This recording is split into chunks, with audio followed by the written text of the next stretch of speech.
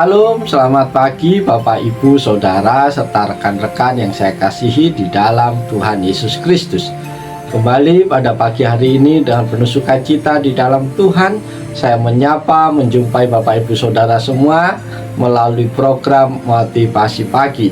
Firman Tuhan pada pagi hari ini terambil di dalam kitab Ayub pasal 5 ayat yang kedua yang berbunyi demikian.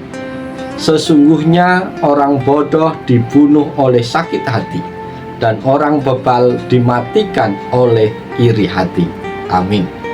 Bapak, Ibu, Saudara yang dikasihi oleh Tuhan Yesus Kristus, si tukang cemburu suka cerita ke sana ke sini, mengumbar rasa iri yang kadang dikemas dengan kepedulian yang palsu.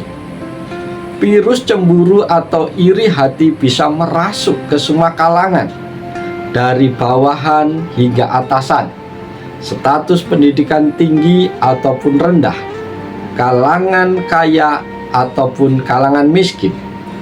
Ini lebih menyangkut soal harga diri, sehat atau tidak. Saudara-saudara yang dikasihi Tuhan, iri hati adalah perasaan marah bercampur kecewa atas apa yang dimiliki oleh orang lain yang melebihi kapasitas diri kita, sementara kita merasa orang tersebut tidak pantas memilikinya. Iri hati laksana penyakit kanker yang merusak bukan hanya hati pemiliknya, tetapi juga menyakiti hati orang lain. Seperti virus, iri hati bisa menular pada orang sekitar. Sebab biasanya si tukang cemburu tadi suka cerita ke sana ke sini, mengumbar rasa iri hati yang dikemas dengan kepalsuan. Saudara-saudara terkasih, dalam bagian firman Tuhan pagi hari ini kita belajar ciri-ciri orang yang iri hati. Saudara-saudaraku yang terkasih, kalau hati sudah terinfeksi virus iri atau cemburu, maka perasaan kita cenderung tidak nyaman, terutama saat mendengar keberhasilan seseorang yang kita tidak sukai. Misalnya saat kita mendengar teman sejawat mendapat promosi, kita langsung jengkel bahkan marah, sebab Anda merasa jauh lebih pantas untuk mendapatkan posisi tersebut daripada teman Anda. Tapi sebaliknya, jika kita mendengar orang itu dipecat atau mengalami kegagalan, hati kita malah merasa senang dan puas. Bapak, Ibu, Saudara yang dikasihi Tuhan, iri hati membangkitkan keinginan untuk memiliki apa yang orang lain miliki. Kita belum merasa puas sebelum benda, posisi, atau seseorang yang kita inginkan kita dapatkan. Kita gelisah sebelum mendapatkannya. Misalnya, Anda tidak menyukai tetangga yang kebetulan rekan satu arisan warga. Setiap kali Anda mendengar tentang tetangga tadi membeli satu barang baru, maka Anda ingin membeli barang yang lebih bagus dari yang ia miliki.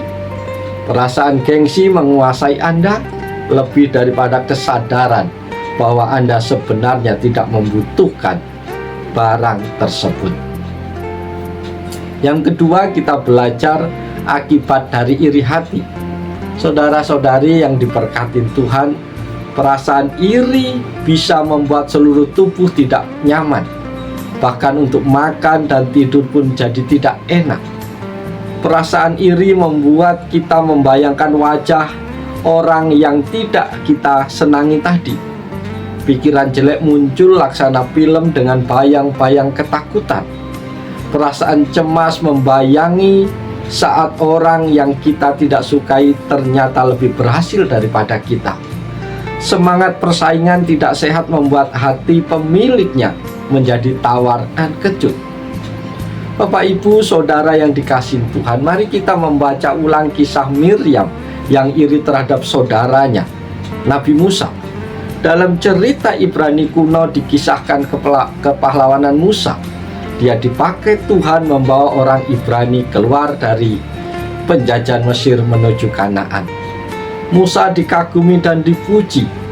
Tapi sayang, saudara perempuannya yang bernama Miriam ini iri kepada Musa Ia suka mencari-cari kekurangan Musa dan keluarganya, kemudian menceritakan kekurangan itu kepada orang lain dengan maksud agar orang lain juga ikut tidak senang terhadap Musa. Bapak Ibu Saudara, dalam kisah itu diceritakan Tuhan menghukum Miriam dengan penyakit yang mengerikan, yaitu kusta. Demikianlah perilaku orang yang iri, cenderung bicara negatif dan suka gosip. Lebih suka mengamati dan memperkatakan kelemahan orang. Tujuannya bukan untuk membangun, tetapi menghancurkan. Dia tidak senang melihat orang lain sukses. Dia ingin dirinya lah yang dihargai. Bapak Ibu Saudara terkasih, bagian yang ketiga yang kita pelajari pagi hari ini adalah sumber dari iri hati. Bapak Ibu yang dikasihi Tuhan, sumber iri hati bisa bersumber dari pengalaman masa lalu yang buruk.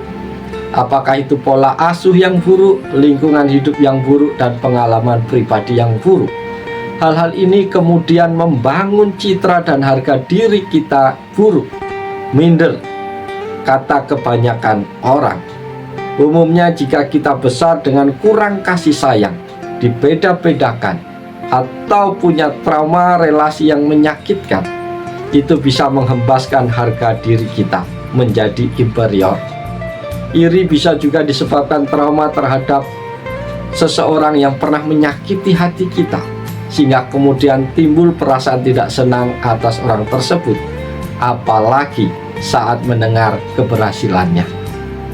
Bagian yang keempat kita pelajari pagi hari ini adalah tentang pemulihan dari iri hati. Saudara-saudaraku yang dikasihi dan yang diberkati Tuhan, pulih dari sifat iri hati tidaklah mudah, sebab umumnya orang tidak menyadari apalagi mengakui perasaan itu.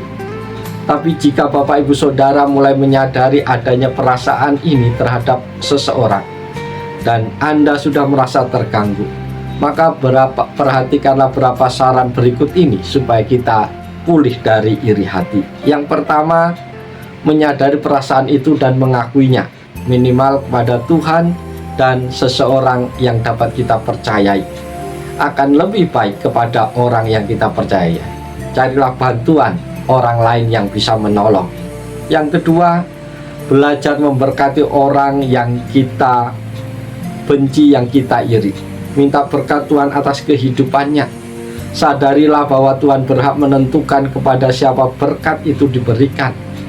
Takutlah akan Tuhan, bersukacitalah senantiasa sambil mengucap syukur selalu. Stop membicarakan kelemahan orang lain. Yang ketiga, belajar mencukupkan diri dengan apa yang ada. Sadarilah bahwa berkat Tuhan selalu cukup. Serahkanlah keinginan negatif tadi kepada Tuhan agar dikuduskan dan diganti dengan keinginan baru dan yang positif. Yang keempat, kreatif membangun karya sendiri, produktif sehingga akhirnya karya kita dihargai orang lain. Bapak Ibu Saudara, memulihkan iri hati tidak selalu mudah, apalagi kalau citra dan harga diri kita memang hancur. Perlu waktu dan proses yang panjang. Bapak Ibu Saudara terkasih, kita bersyukur pagi hari ini kita boleh kembali mendengar firman Tuhan. Dan biarlah firman Tuhan yang kita dengar sungguh-sungguh kita pahami, kita mengerti, dan menjadi peringatan bagi kita. Karena siapapun kita, rentan sekali terjangkit penyakit iri hati. Oleh sebab itu, berjaga-jaga, minta kekuatan kepada Tuhan, sehingga Tuhan akan menolong kita, sehingga kita semua dibebaskan dari penyakit yang namanya iri hati. Oleh sebab itu, mari kita jalani hari ini dengan penuh ucapan syukur kepada Tuhan, lakukan yang terbaik, ingat selalu bahwa Tuhan mampu untuk menolong dan memberkati Bapak Ibu Saudara semua. Oleh sebab itu, selamat pagi, selamat berkarya. Tuhan Yesus memberkati kita semua. Salam, haleluya, amin.